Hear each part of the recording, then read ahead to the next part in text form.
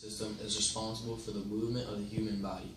Attached to the bones are about 700 different muscles. About half of the body's weight is muscle tissue. Muscle tissue is found inside the heart, digestive organs, and blood vessels. Some muscles are named based upon their connection to a stationary bone and a moving bone.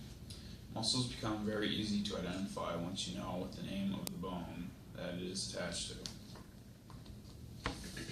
Muscle contractions can be controlled by two factors: the number of motor units involved in it and the amount of stimulus from the nervous system. Muscle tone is a natural condition in which the muscles stay partially contracted. Skeletal muscle types. Type 1 fibers are very slow at their contractions. They are very resistant to fatigue because they use aerobic respiration to produce energy from sugar. These fibers are found in the neck and spinal region. Type 2 fibers are classified into two groups, Type 2A and Type 2B. Type 2A fibers are faster and stronger than Type 1. Type 2B fibers are even faster and stronger than Type 1. Type 2A have less endurance, and Type 2B fibers are much lighter in color than Type 1. And Type 2A because due to the lack of oxygen stored in pigment.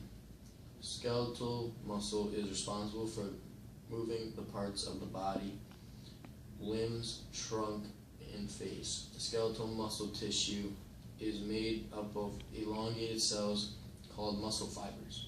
The muscle fibers contain one nuclei and are typically seen as striated. These muscle fibers are grouped into dense bundles called fascicles. These fascicles are bound together by connective tissue which form muscles. Smooth muscle. Smooth muscle forms layers found in the walls of the stomach, intestines, blood vessels, and other internal organs.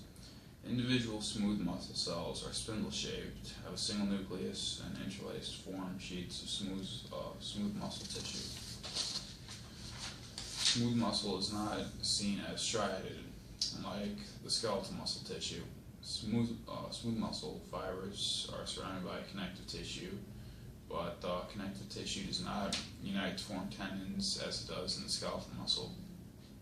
Smooth muscle is an involuntary muscle. That means it cannot be controlled and it contracts on its own. Cardiac muscle. Cardiac muscle makes up the walls of the heart. Cardiac muscle is striated like skeletal muscles. It is an involuntary muscle and it only has one nucleus. A bundle of specialized cells in the upper part of the heart sends electrical signals. This causes the heart to rhythmically contract and pump blood through the body. Muscle structure. A muscle fibers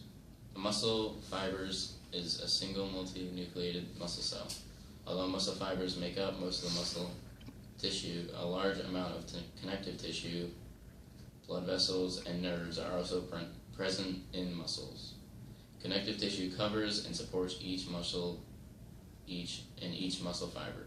In order to keep the muscle healthy, it needs to have a sufficient nerve and blood supply. Every skeletal muscle that has a nerve ending that controls each activity it performs. Arteries are used to supply the muscles with oxygen and nutrients, which is used as an energy source. Veins carry all of the metabolic waste that the muscles produce. Muscle fibers consist of bundles of thread-like structures called myofibrils. Each myofibril is made up of two protein filaments. Thick filaments are made up of the protein myosin. Thin filaments are made up of the protein actin. Myosin and actin filaments are arranged to form an overlap pattern. This causes them to look striated. Muscle fatigue. Glycogen is used as an energy source for the muscles after the blood-delivered glucose is exhausted. When breaking down glycogen, it releases large amounts of energy. During prolonged and vigorous exertions of energy, fat molecules are utilized for energy source. Fat molecules contain a greater concentration of potential energy. Muscle fatigue sets in when energy availability fails to keep pace with the muscle's activity. Muscle fatigue is the inability of a muscle to contract. Muscle fatigue is a result of the depletion of ATP.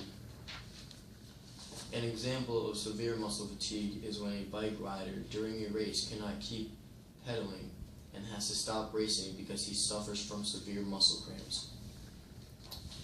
Oxygen debt. Large amounts of oxygen are used to maintain maximum ATP production. After several minutes of strenuous exertion of energy, the circulatory system and respiratory are not able to bring enough oxygen to the muscles. The temporary lack of oxygen availability is called oxygen debt. Oxygen debt leads to an accumulation of metabolic waste, which produces the soreness after strenuous exercise. After working out for a while, it becomes harder to breathe, causing you to have deep breaths. Oxygen debt is repaid quickly as more oxygen becomes available, but the soreness will still be there until all the metabolic waste is removed.